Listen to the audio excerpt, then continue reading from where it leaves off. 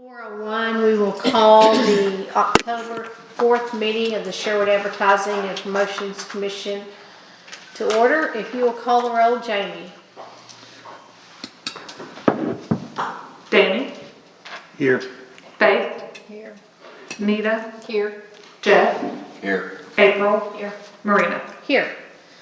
All right, I emailed the minutes out from the last meeting on September 6th to everybody. If you had a chance to look over them, if not, I will let you have a chance to look over them now, and then I'll take a motion.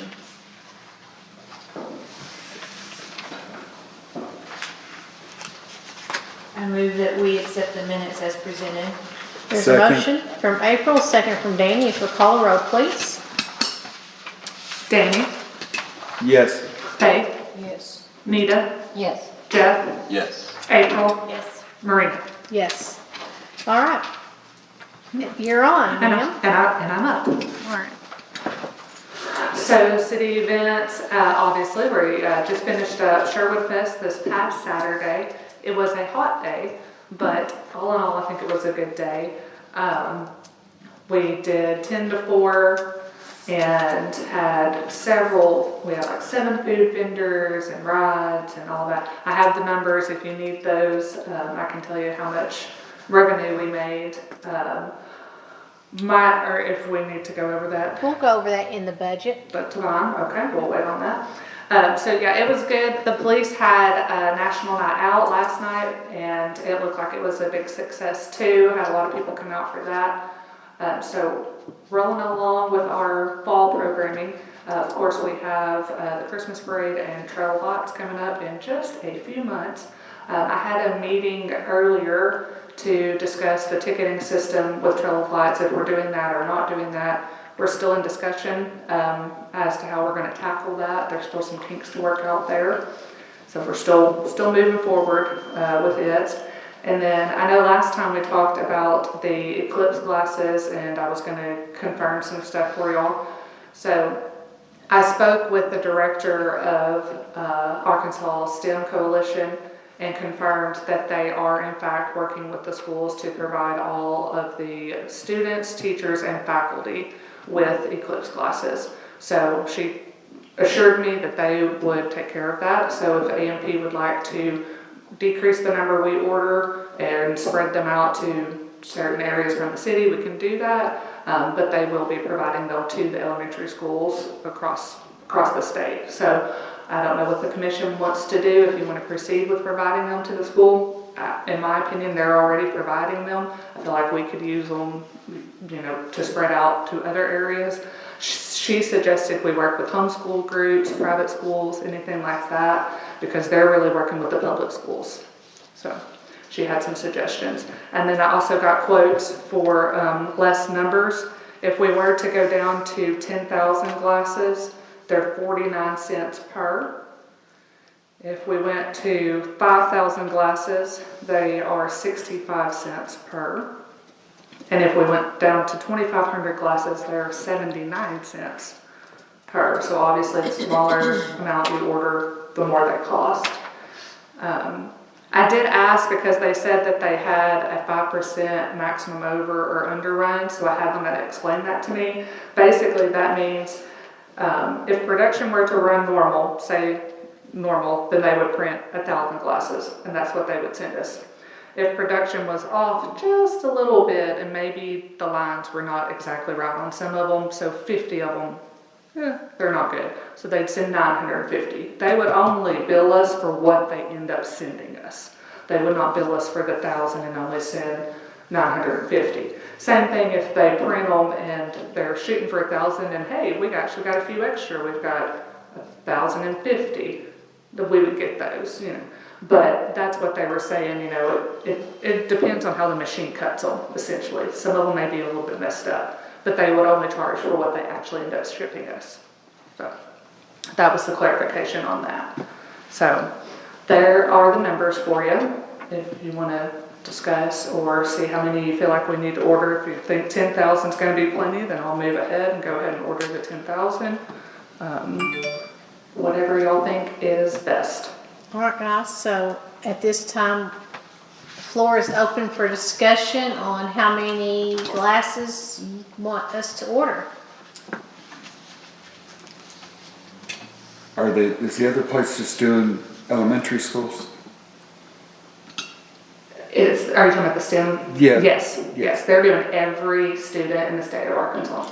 And just elementary schools? Or is it every student at every school? The way she said it was every student, but maybe Okay. yeah.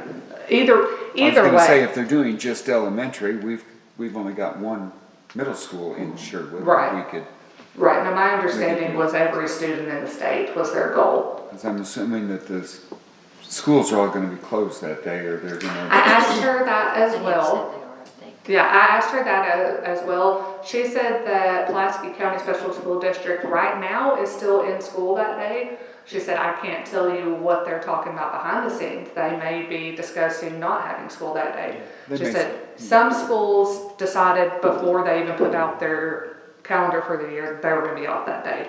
Some are deciding as it's coming along, so we really don't know if they're gonna be in school or not. I guess they wouldn't have to take the whole day, they could just allot time Right. to go out. She said that her goal would be to have them to the schools by spring break. And that way, if they're in school or out of school, either way, they will have their glasses by the time the eclipse happens. So that was her thinking, that spring break is her goal, so.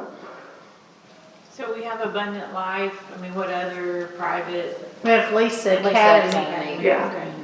Right. Do we know about how many students are in those? I mean, how many, so 10,000 sounds like a lot if we're not.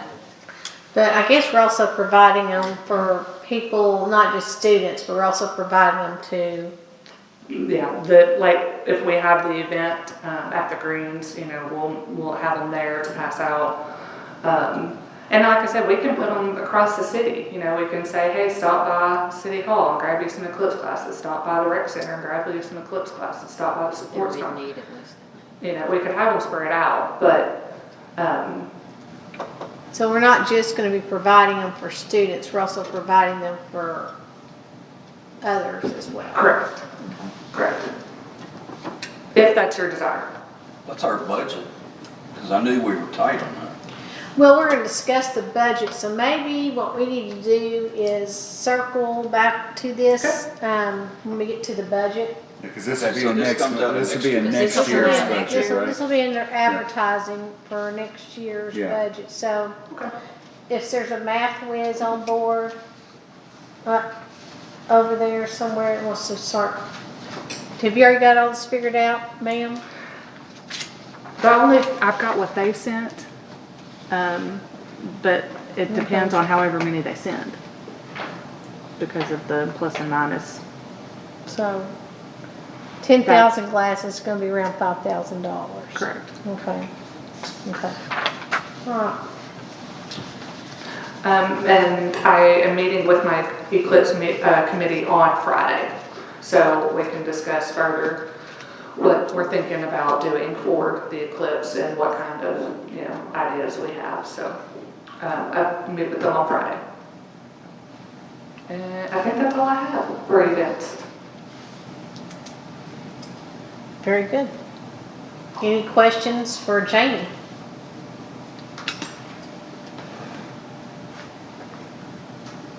Trail of Lights, Blake.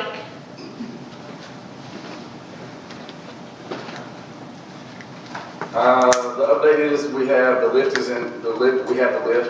start working on the displays. They'll start gathering out the displays to get ready to be set up next week.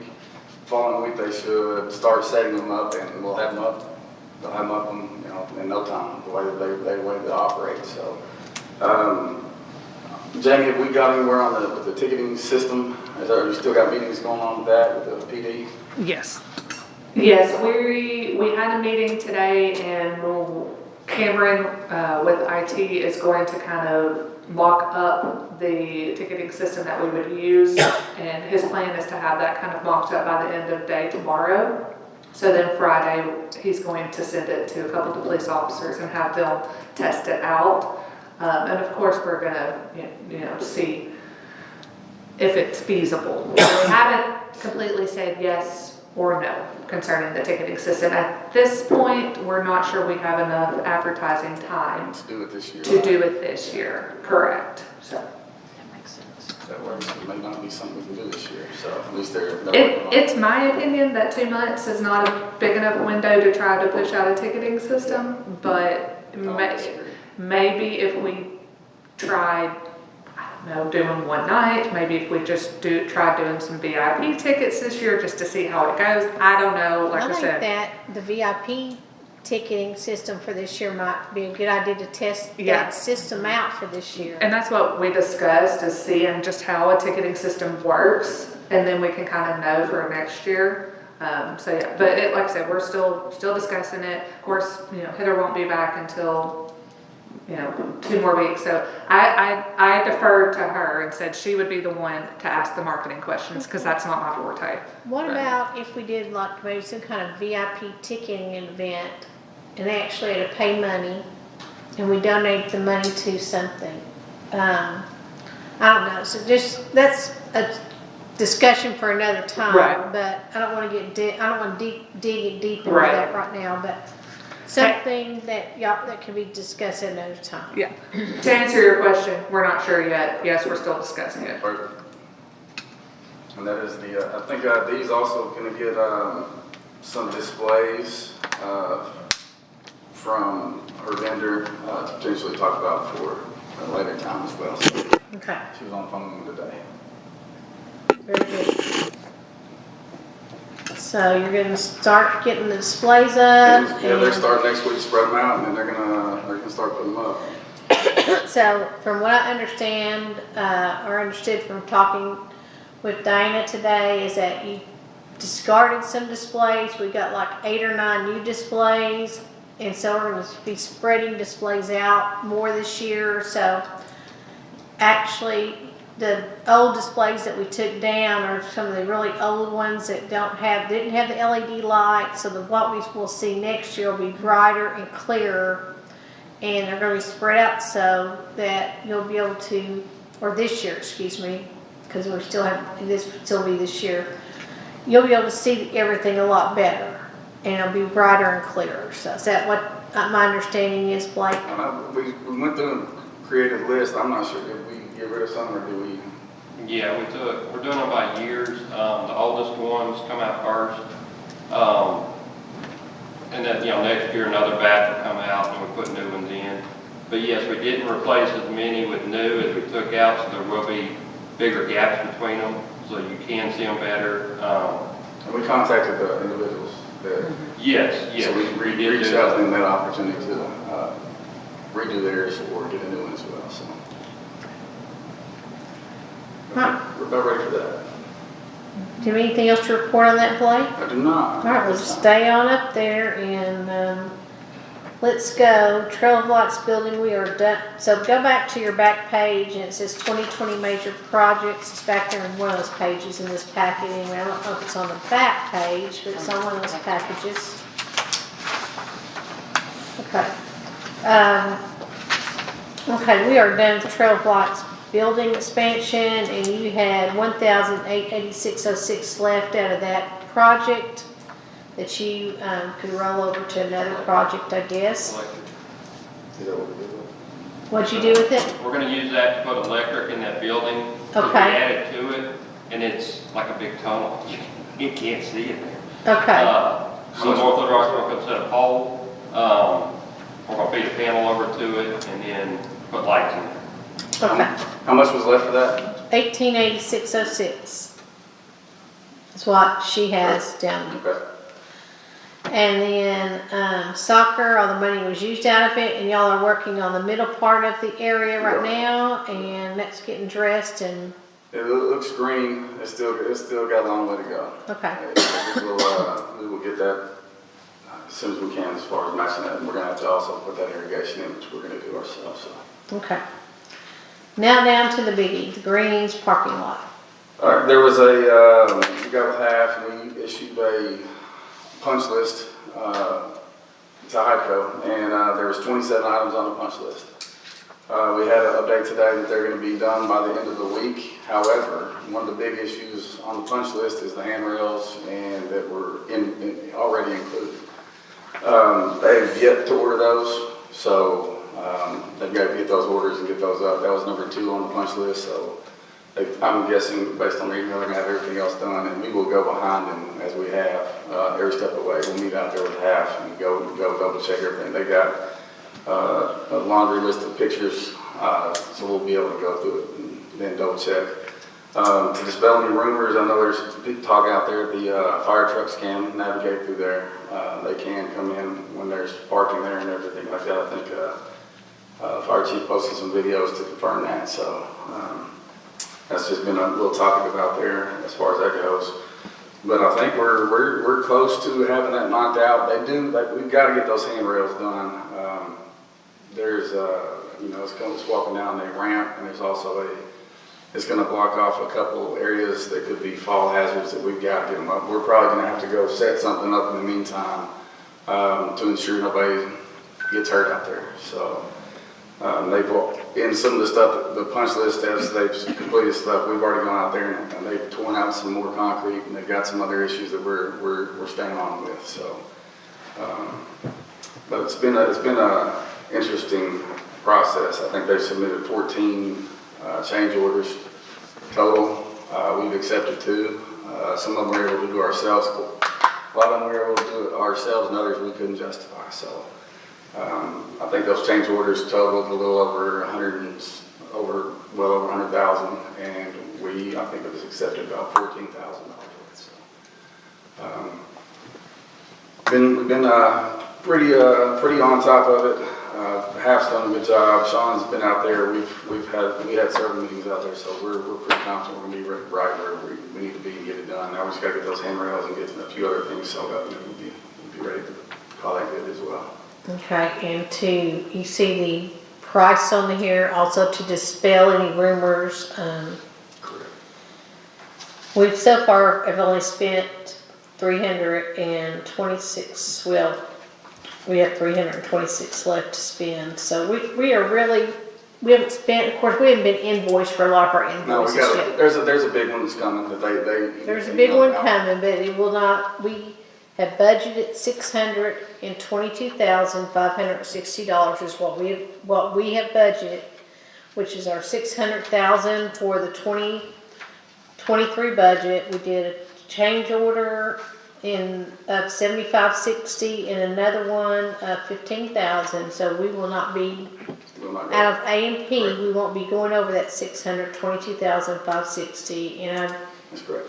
don't think Parks and Rec is going to be going over. We'll have some things to do, but that's on our end. So we'll have to put a net up and we'll connect I think there's been a lot of issues with car path not being connected over there, so we'll do that ourselves. We'll connect the car path on the north side to the ramp over there, because right now there's no way for the golfers to get off, get out of the golf course without trying to go around and go up the ramp, which we put cones up to try to dispel that. But some of them are doing what they want to do, but we're trying to get that done as soon as we can. So, but that was not in the plan, so we're gonna go back and do that. Okay. Does anyone have any questions? I don't know if this budget question, as far as do we wait for the budget part, but that whole B section is all the parking lot, correct? It On is. that. So we have 2020 budget of 169, which we had 156,000 left. That just rolled back into the general fund. Did it? It did. Okay, that's what I was gonna question, because then there's 370,000 for 2022, that there was 354 left. And that rolled back into the general Okay, fund. so, but there was some money spent out of those. Is that included in the total? I mean, like there's what, 5, 6, 7, 8, 9, 10, 11, 12,000 out of 2020 budget, and there's a little over Yeah, we spent, almost 16,000 out of 22. So we spent Are those 12 numbers included in the overall? It still doesn't come anywhere close to the $1 million that someone accused us of spending on it. no, But no. it's We spent $12,900 in 2020. We spent $15,711.07 in 2022. And I don't know what our totals will be for this But year. we still have 326 left. Right. Okay. Yes, and the monies that we had budgeted for 2020 and 2022 that we did not use rolled back into the general fund. So, Okay. in our general fund, in the A&P general fund. Yes, gotcha.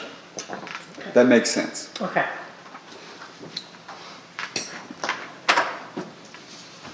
Very good. Excellent, thank you. Okay. Under old business, the updated history book, I do want to let you know that some ladies met. One of them is Dr. Linda Remley. She's a very well-respected educator in the Sherwood area, and she's taking this on. So she's going to look into she's taking it on as a personal project to make sure it gets done. So we'll have more answers now that she's taking this under her wing. So we'll have answers. It's in her hands now. So just to let you know, that's being worked on. Under new business, I'm just going to read this email or text.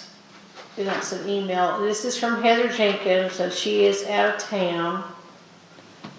So let me find this here. I'm sorry. This is about the Arkansas Business Publishing Group meeting planner. They had approached her for an ad for $4,500. Of course, we don't really have $4,500 for an ad because we only have $1,000 left in our advertising budget. She felt like, we talked about it, and she said, I felt like that the money could be better utilized elsewhere, and she was going to notify ABPG, Arkansas Business Publishing. We are passing on the meeting guide this year. And we can evaluate for next time. So she's going to let them know that just in case that, for them to keep us on their back burner, that maybe next year we might do that. But at this time, we're not going to be interested in doing their ad. So I just want to put that down there. Okay. All right. Under number Goodness. AA, I want to put that under new business. Faith caught me about something that I meant to bring up last time. And Steve, I may need your help on this one. On the flags, flags that whip in the wind, what I call those feather flags. Have we made any decision on those yet? They were brought back up. Josh, I know you were talking. Wasn't that sent back to the planning commission? Yes. They're reworking the entire code that governs that to make some changes, so it's not going to come up as a separate ordinance. It's just Okay. something that they're working Yeah, on. they voted to hold on to that until the whole package is ready for review. Okay. Well, I know that all of you guys, what happened was it was coming before the city council as a sole ordinance that mobile vendors would be allowed to have these feathered flags as an advertisement, because they were out there by themselves and they needed some advertisement. And just so happened that Faith herself had just gotten some feathered flags and put them out. And they probably weren't out how long? 5 minutes, maybe. I think he was standing in the corner. They were out there watching with their binoculars. Anyway, her feathered flags were taken away immediately almost upon her putting them out, or someone in her office putting them out. So why is it fair that a mobile vendor, and I'm asking you brick and mortar businesses, why is it fair that and Faith is the one that brought this to me, she called me that very day. Why is it fair that a brick and mortar business, which Danny and Jeff and Josh isn't here, but Faith brought it to me, was it fair that the mobile food vendors should get that advantage that you don't get? So, and I'll let you speak, Josh. I'll let you come to the microphone and speak in a minute. Okay. But I want all my commissioners to speak first, okay?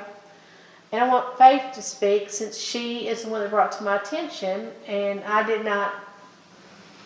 this wasn't on my radar then. I mean, this just happened, and then this ordinance came up, and so I meant to bring this up last month, but I didn't, and so Faith brought it to my attention. I was walking in the door, so I made sure that we would have time to talk about this today. We're going to, so Faith. Yeah, we actually had no clue. They just, they were advertising them and it sounded like a good deal, and we had used them at a location in Little Rock. That was a good form of advertisement.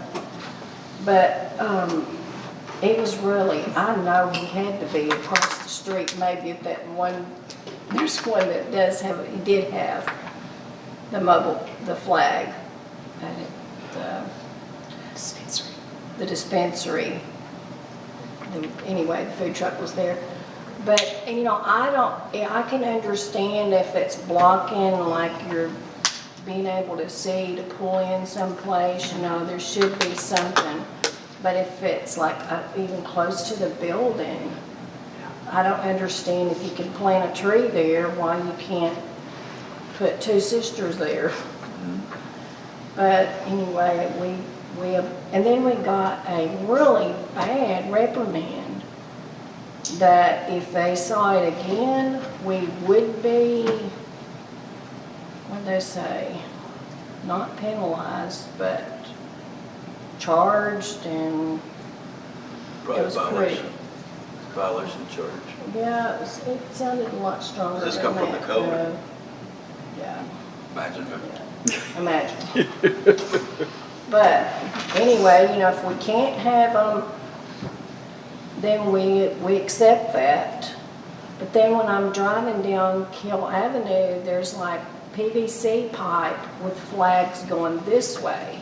What's the difference? And then we said, well, maybe we were too close to the street because we were pretty close. But he said on the paper that you have to be back so many feet. Well, there's Sherwood 5K right there on the sidewalk. Is that legal, or is it the size that makes the difference? It's the Or feather. is it the waving and the... So it's the feather flags. Those feather flags are not allowed, so that's the whole thing. So what I'm asking my two other restaurants here, what is your thoughts on the feathered flags being allowed for a mobile food vendor versus a brick and mortar restaurant? Me personally, I don't think there's a difference. I mean, it's still a restaurant just on wheels versus a brick and mortar that's permanent. Me personally, I don't see a reason why those flags should be an issue.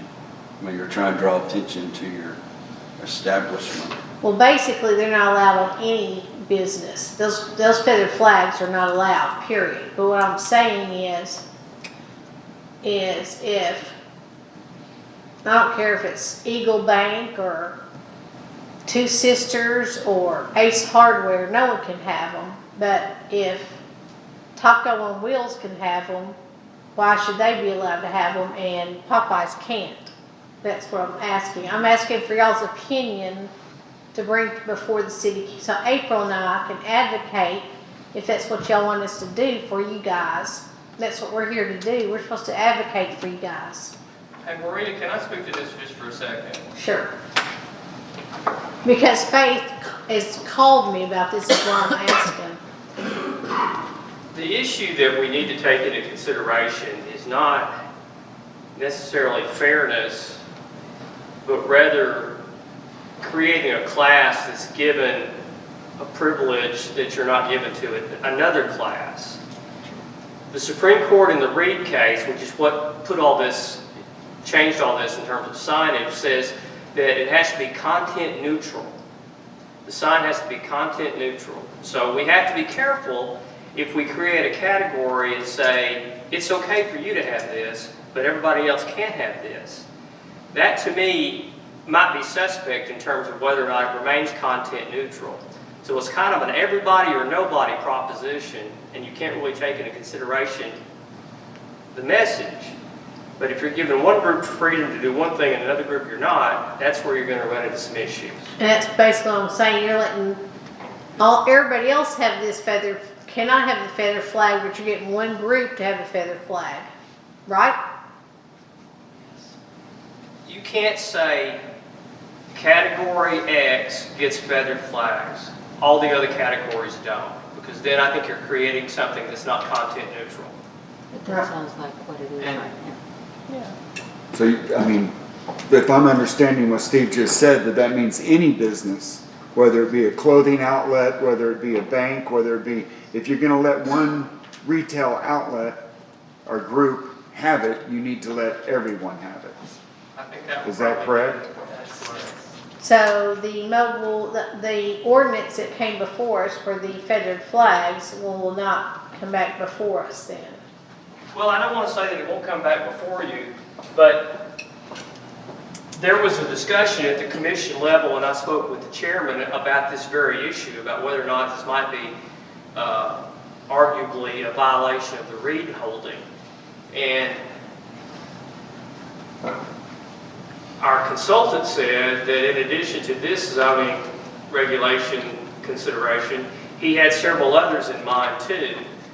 So it was the will of the commissioners at that meeting to just table this question and then look at it with the package of changes that they are suggesting be made in the zoning code.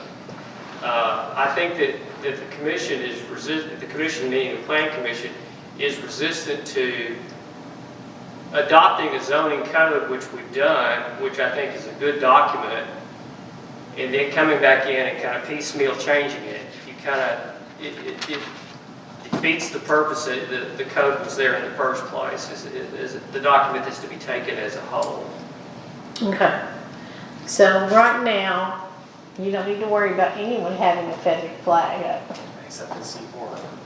except for in C4, which is out on the freeway, basically.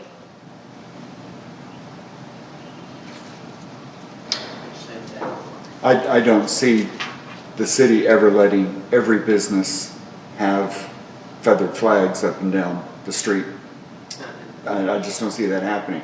The only exemption that would make sense to me of having something like that is for a new opening for a period of time, for 60, 90 days. They're allowed after a new opening to attract attention to that new business, whether it be a bank, a clothing store, or a restaurant, whatever it is.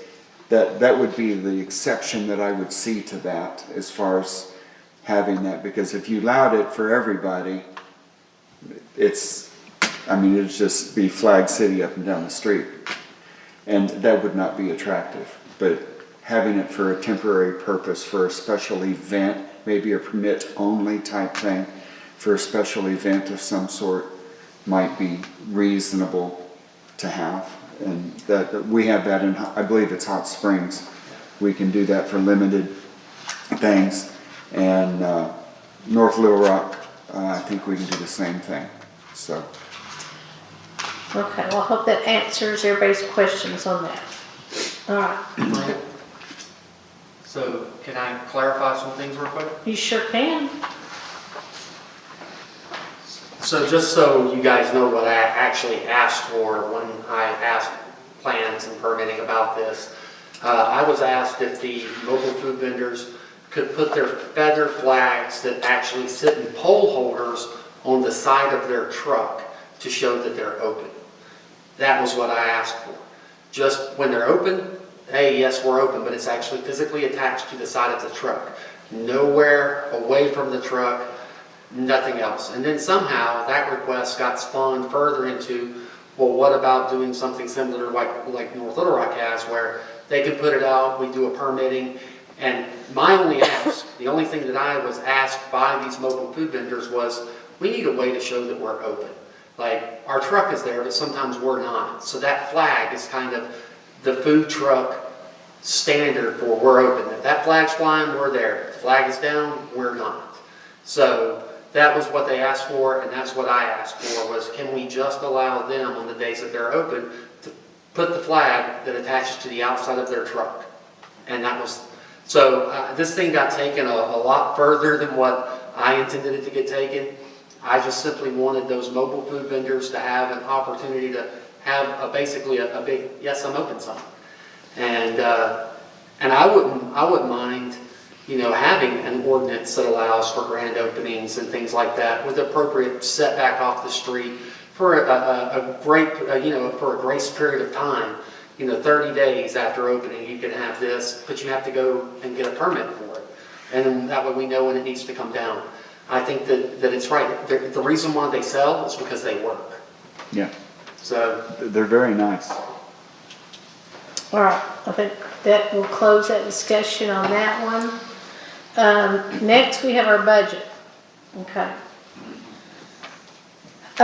We have before us our 2023 budget, which is this year, and our 2024 budget, which is next year.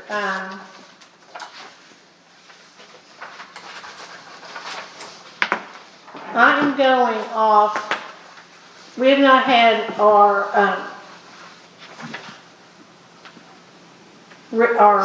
financials since August from our finance director.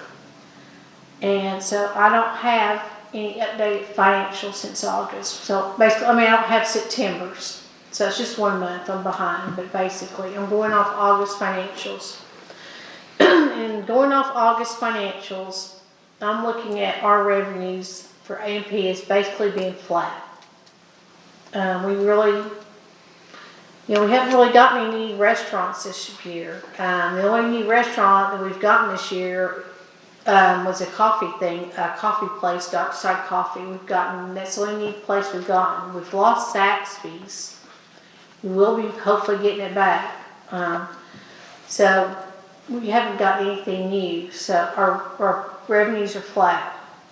But if you look at 2023, if you look under the explanation page on the back and look at 2024 on the explanation page, the estimate I had was for $100,000 a month, and right now we're doing basically averaging about $111,000 a month. Now Josh just told me that he is pretty sure that we're going to get something in. And it looks like we're going to get a hotel in pretty soon. It's supposed to be open at the end of September. Hopefully, I have an update on that. You do? Go ahead. So right now they're waiting on a part for the elevator, switch, of course, things like that. We know the supply chain is not good. And some fire alarm suppression inspections that still need to get done that are tied in, I guess, with the elevator. So, but they have already started moving furniture in. And I talked with Paul Brown. He said that as soon as they get these last few boxes checked off, it'll be a final CO ready to be issued. It's just we have to get those things checked off. I'm now looking at probably the middle of this month if they get everything in like they're supposed to. And that's a month behind. Okay. So hopefully by next year, anyway, we'll just say we will have the new hotel and this new business in town. So, and hopefully Zaxby's will be reopened. But just to be on the safe side, I'm not going to over budget. So I just went up $5,000 a month. I did up the interest because I did misjudge the interest, or interest was higher this year. Trail of Lights income, I put that down 10,000. Our Trail of Lights income was not as much last year as it was the year before. Income from Sherwood Fest, I just received that amount over the phone just a few moments before I came in. And our income from Sherwood Fest was $65.07 was our total income. Haven't written, I've got so many sheets going today, y'all, I don't know, even though that's in a different pile that I have. But it's, yeah, it's another pile that I brought right here, 6507. So, I'm gonna be changing that one. So our income from Sherwood Fest was 6507. Our income from 4th of July, this is 1,000 on here, but Debbie thinks it's, well, our finance director has it as 910. Debbie thinks it's 968.54, so I'm gonna have to get between the two of them and find out what it is, but I'm gonna put down 900s till we figure out what that is. We did not have any miscellaneous income like we did the year before. So we'll be changing this up. This is a working paper till next month anyway. Okay. Under economic development, retail attractions is what most of this money goes for. And then the rest of it goes for Josh for his expenses for trips. Josh, I took your money down $10,000 because since your title has changed, I know the city pays a lot of your expenses now. So I changed it from $55,000 down to $45,000. Is that an issue? No, ma'am. Okay. Contingency, I would put that up to actually raise that at $500. Parks and Rec, it's been the same ever since I've been on this commission, and I know Danny, I was like, Danny has not really cared for this line. I know that, but it's $20,000 a month we give to the rec center and $10,000. Actually, we did lower it one time. I've gotten over it. You've gotten over it, okay. $20,000 a month to the Bill Harmon Rec Center and $10,000 a month to North Hills Park. Advertising. That we did raise up from last year. It was $40,000 and we went up to $50,000. And that's where the history book, that's where we might do those glasses out of. So that's what I'm looking there. 4th of July celebration. I down that from $15,000 to $10,000, and this is my thought. I know last year when it always been at Sherwood Forest, and then we came up here, and I was kind of personally I was blindsided when. And I'm not going to blame this on Jamie or anybody else, but Jamie came up here and Heather and I said, hey, we're doing this at North Hills. We've moved it from Sherwood Forest and we're doing this and this and this. And I mean, I had no clue this was going on. So, you know, it had all changed. So I would like us just sponsor the fireworks and let the parks, if they have their vision talking about y'all, and I've got an email from the mayor, and I'll go through that too, that we just sponsor the fireworks and let them do their vision for what they want to do with their kind of stuff. Do y'all disagree with that, or do you agree with that, or? I'm looking over at y'all. That's good. I agree. Okay, so we would just be this fireworks sponsor for the 4th of July event. And I put $10,000 on that. It was $8,000 last year, but fireworks has gone up it's been going up a lot every year, so it may not be that much and it may be a little bit more, I don't know. Okay. Sherwood Fest, I put $34,000, but I want to read an email. I sent an email to the mayor yesterday. Please find attached proposed budget that we'll be discussing tomorrow's meeting. And she said, I'm unfamiliar with your budget process. She sent back this morning. She is out of town, by the way. She says, I'm unfamiliar with your budget process and look forward to learning. Is it possible to just have an events category at this time versus separate lines for Sherwood Fest in July 3rd? I think she probably meant July 4th, but since the 4th was on July 3rd, they had that event on July 3rd last year. But anyway, in reviewing Sherwood Fest with staff, the numbers of participants decreased again this year despite the best efforts. And could we talk to A&P about some other options? We could possibly sponsor more events through the year instead of just one or two. An example of this is music in the park series with food trucks. We increased the number of power in the City Hall Park so we could accommodate such events with school closed in the summer. Additional parking would be available, and I hear that National Night Out was far more attended last night than in the past.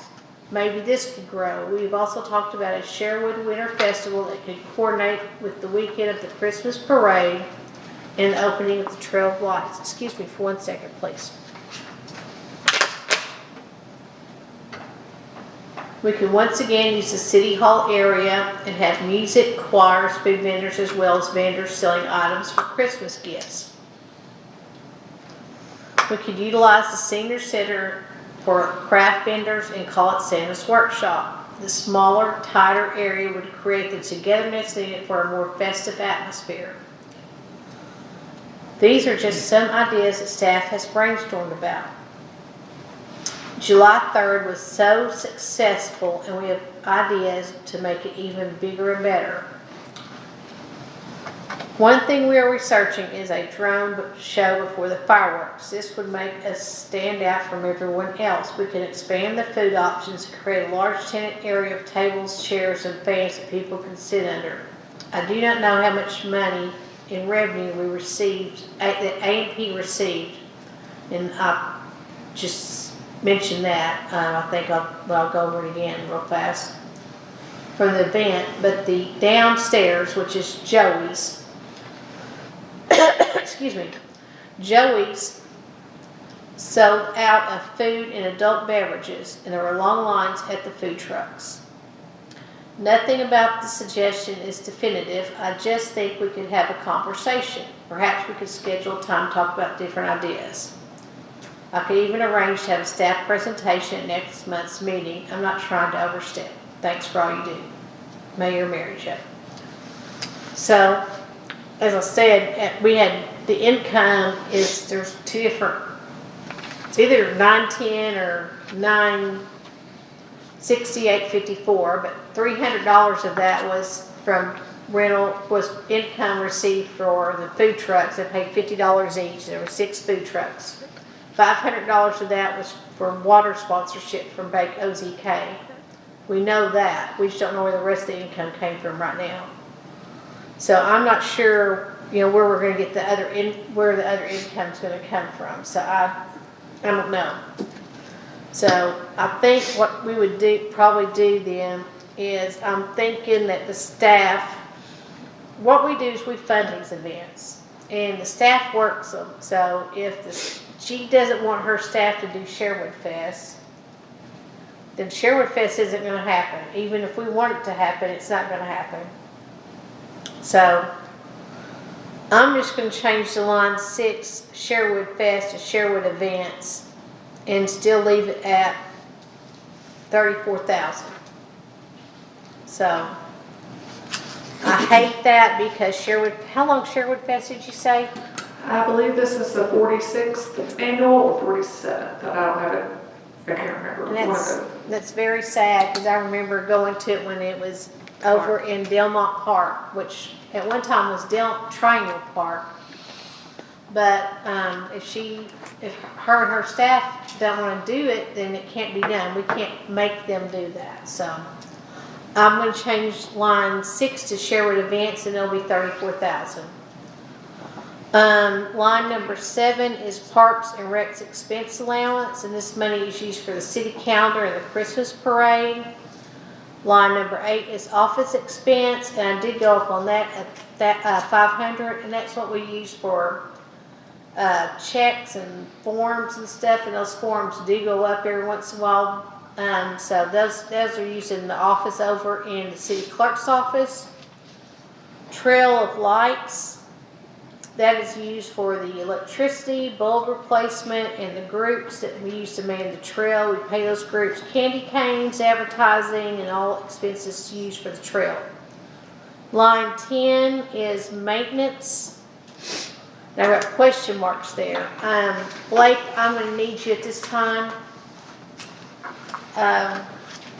we were approached with Blake, about maybe we could do something with the softball fields. We have $395,000 possibly that we could use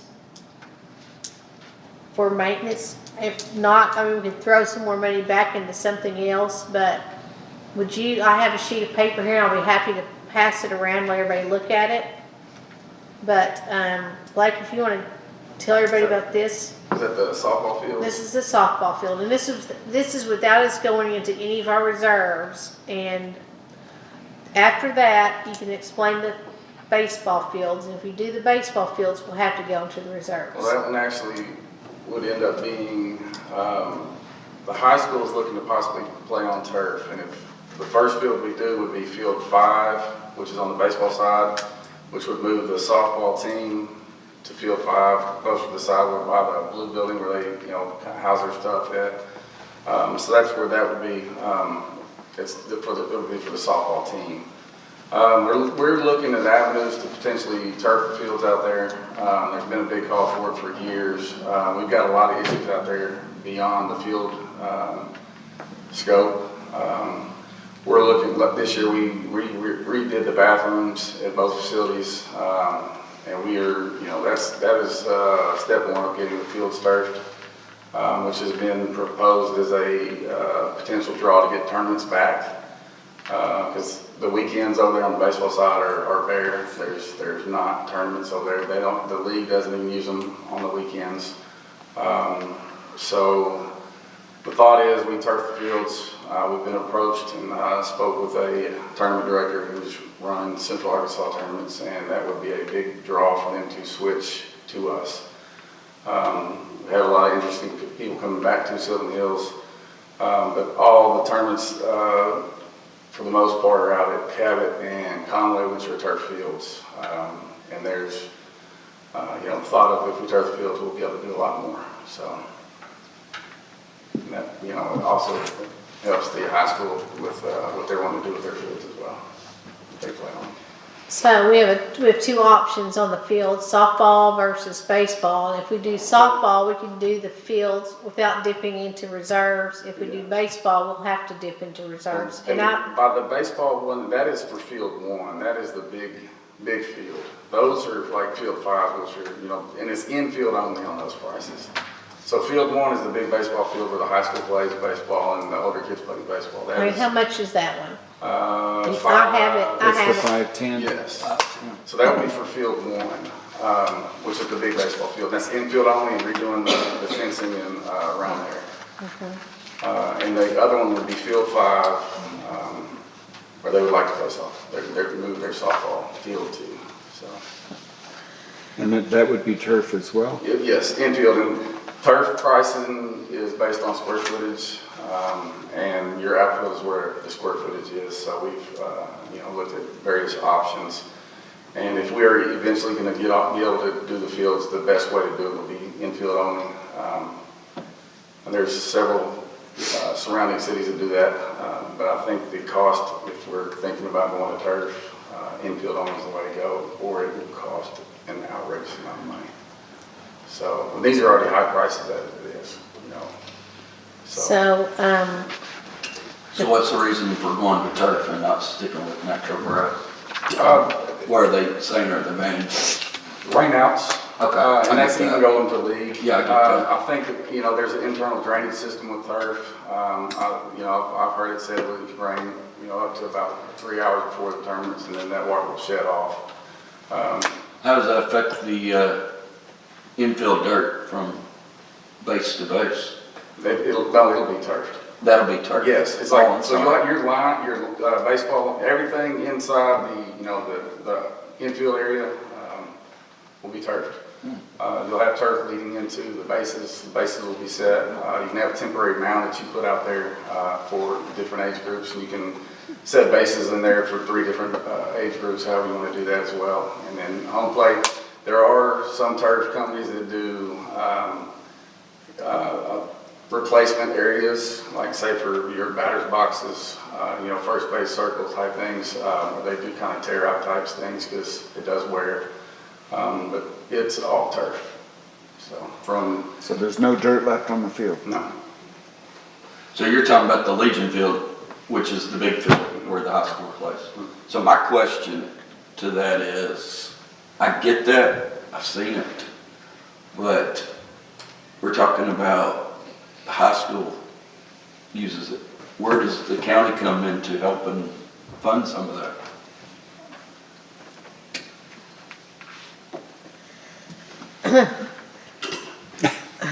I love the little grins that everybody's got. I mean, they're the one, it's for the, Well, it's mostly for the high school. I mean, I know understand that that, the yeah. Optimus, it's not Optus no more, is it? It's the Shack, Sylvan Hills Athletic Club. Yes, thank you. I knew I was saying that wrong.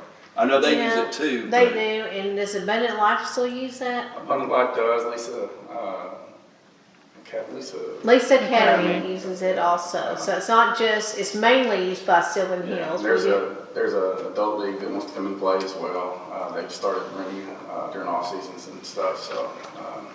I know that previously this commission has paid to have that field turned around. Do you remember that, Danny? Were you on the commission then? Mm-hmm. You were on the commission then, I don't know, both of y'all, I thought Danny was, but I know you were.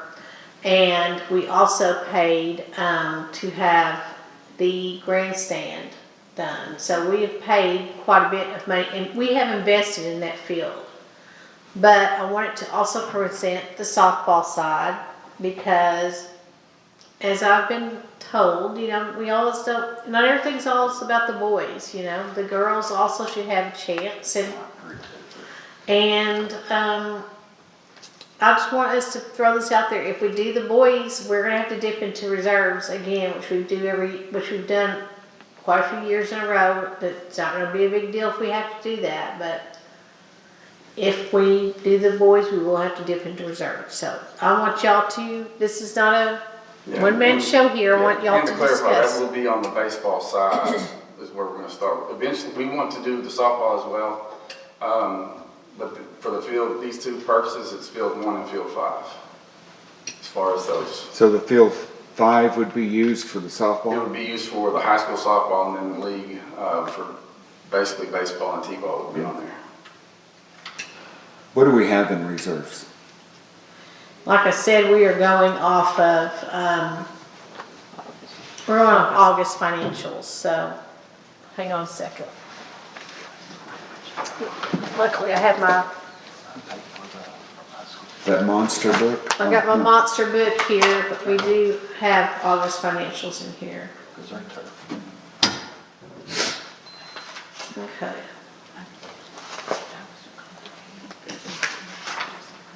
Uh, 1.6. Well, we've got plenty. It's not like we're hurrying for sure. So I just want you to know. We just have that bond issue that we have to pay Right, no matter so what. in bottom- yeah. I don't want to use Yeah. our reserves down to the point we need to make sure we've always got enough Right, to so pay for everything. that for a few years if Right. we need to. Line number 12, is a have to. So it's a have to. Yeah. Yeah. Because if we use some of that bond money now, or that reserve money now, we've got roughly 3 years worth of money in reserve for the bond issue. Right. So April, I think you have some opinions down there I want to hear. No, you said it. I just hate to not support the girls. I didn't know they wanted to move to Field 5. But a lot of money has been invested in Field 1, and it's very nice. And if you look where the high school girls play, that is not comparable, in my opinion. And so I would just like to see the ladies team have something nice. So that's for what it's worth.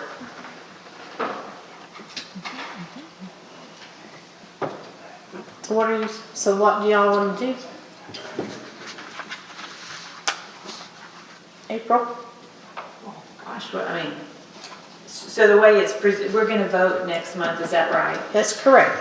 So what So would the you way like? that it's presented is the amount for the ladies side. The way it's presented, that's the way it's presented.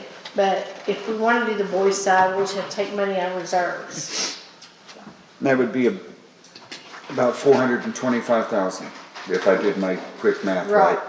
To do both those, it's 830,000. We've got roughly 400,000 in the budget, so that leaves a little over 400, about 430,000 we'd have to take out of reserves to cover both expenses. To clarify, the move for softball from field nine over there to field 5 was the athletic director's request. That's where he would like to be. So are you saying, Danny, you want us to try to do both of them? Well, I mean, to make it equitable, to do it, I think that would be the right thing to do. Unless we're gonna pick one and do one this year and then do one next year. Do you think that's what they're, what do you think, Blake? I mean, because you're kind of like our liaison. No, yeah, absolutely. Since Danny isn't here to explain. No, and that's, yeah, absolutely. The goal, overall goal for Parks and Recreation would be to have softball turf, baseball turf, to be able to utilize those for tournaments, not rain out the leagues as much. There's less cost for us as a maintenance, for our maintenance staff out there, less equipment we have to buy. We're going to have to buy chalk. We're going to have to, there's a whole lot of reasons to go to turf. Financially, it's an expense up front. Probably less people that has to maintain that as well. Our goal is, if we can, would be to have all those turf. Financing and figuring out how to do that is the big roadblock right now. So I think that makes us competitive as a city with other cities in our surrounding area. For instance, my son this weekend's playing in Cabot. Also, their turf in fields. Conway's got 2 really nice facilities. And ours, we got to catch up. We've really got to catch up out there. And it's not just the fields. It's kind of like the bathrooms, the facilities out there, the walkway even going in. We've got a lot of work to do out there as well as other places. So I'd love to see them turf, but I mean, it's going to take some time. If we did both of these, are they going to even be done this year? We believe we can get it done if everything were to line out right. Believe we could have them done in time for them in front of their spring. What's the lifespan for a turf field? How long? Depends on who you ask and what kind of turf you get and what maintenance levels you do.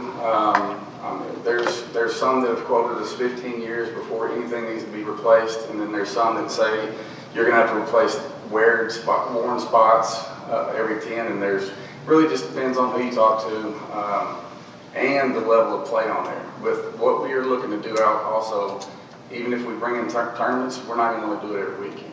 We would like to bring in bigger tournaments. The league would have access to it as well. It just kind of depends on the wear of the fields. There's a lifespan on the dirt that we put out there right now. We've got to replace the fields. Mine and going to have the best dirt mix on them. Which takes more maintenance as well. So the softball field and the baseball field where the high school plays are your prime fields on both sides. So you have a contractor in mind? Well, we've talked to several, and there's a lot of people that, it's a hot thing. There's a lot of people want to get involved. I've had a lot of people reach out to me wanting to help with the situation. There's a lot of people out there that you just kind of got to navigate through some of the phone calls to figure out who's doing what. So these prices are like for, I guess is there like mid-grade, upper level, like just as far as the longevity of it, like you kind of get what you pay for? Yeah, well, that was coming through just to get a ballpark range, was coming through a vendor who utilizes field turf, which is what was used out at Conway, at their Conway Station ballpark. But they did the entire fields, and it is very nice. There's fields in Fayetteville that we played on this year that were starting to wear out. I think those were put in 14 or 15 years ago. So it just kind of depends on the wear. But that was also where they test run. They said they utilized that for men's softball. They thought they were going to be the hardest on it. It turns out that kids ended up being more Imagine that. Yeah, exactly. They gotta take, to me, it makes sense, they gotta take more steps to get there, so, you know. But it'd be, When they did the football fields several years ago now, they got sponsorships and stuff to help pay for some of that right. stuff. Has anything been talked about But we're looking helping at, to yeah, do? we're looking at trying to figure out a way, for Sherwood's in general, to utilize sponsorships better than we have. If you look at City of Jacksonville's website, they have, you can sponsor just about anything, from, you know, trees to benches to events. We're looking at trying to kind of figure out a way to do that as well. And then, you know, we're gonna have to find alternate funding. This is over the long haul, it's not gonna be easy to do it, you know, all at once, for sure. It's gonna take some time, so. All right. So what's everybody's pleasure? So are we just reading it? Well, we're just gonna talk about this, because we're definitely going to change some numbers on here, based on what, and I want to get with Debbie and Colleen on some numbers, and So is it feasible, before our next meeting, could you have a firm number on reserves and then maybe how much we've Yes. used, like maybe the last 5 years out of reserve, you know, so then we kind of know, yes, you know. yes. All right, okay. What I'll do is I'll email everybody and kind of go through this again. All right, capital items, that's 37,000, that's line number 11, that's for display. Diana did call our company today, that's gonna be our display from our place. We'll probably get a pretty good display for that. And the reason we're spending only that much money is because the thought was that we were running out of space. And is that correct, guys?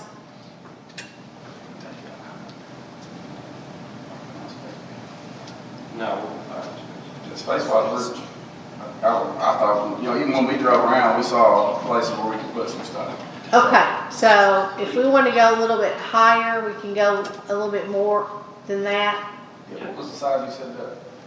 Yeah, generally about that price, they're anywhere from, of course, it depends on how much you have on it, if it's animated. Okay, Roughly like say 15 by 20-ish. okay, we'll go up then. We'll go up or get a bigger display then. So it was brought to my attention as far as just the trail of lights. People have asked, we got other areas around the city to put displays. Is that possible? One of the big things is power. A lot of people want to just put stuff, but you gotta have power. Exactly. And somebody does it. Pay for that, yeah. It was just mentioned, and I thought, well, that's not a bad idea, is to just keep an option what, instead of getting, you know, having some you could use them elsewhere in the city. Yeah, and well, some of that too is possibly with some of the old ones that we own. I wouldn't take ones that were purchased by by companies and citizens, just randomly put out. But the reason some of ours, or most of ours, well, all of ours, have been taken out is because they're just failing, they're falling apart. We spend more time maintaining, welding, putting lights back on. It just, their lifespan. Yep. But yeah, a lot of it's easy to say, let's put one here and here and here, but you gotta have power. Yeah.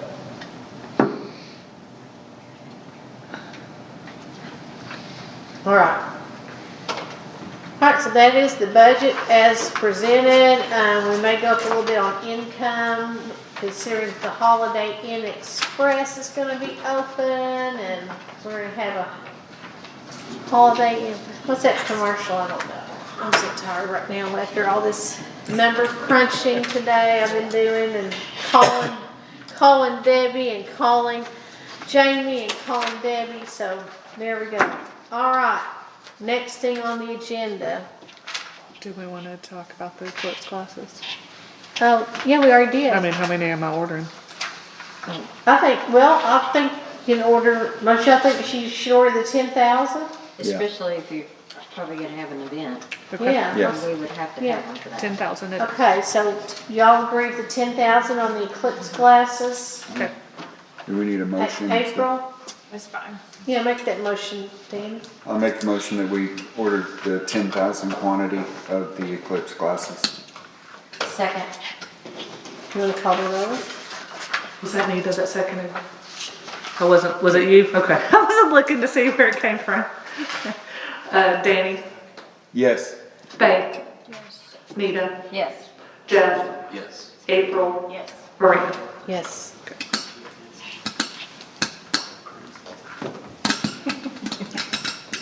Now hold your tongue right. Okay. We'll punch you there. Yeah. Anything? I think that's it. All right, that is the announcements, except for on October, or we're two announcements. October 13th is the Chamber Golf Tournament. And we sponsored the prize this year, the gift this year, and it was a ball marker. This is the 13th annual Chamber Golf Tournament. I'm just going to pass this around. We will all get one of these. And I'll bring it to the next meeting.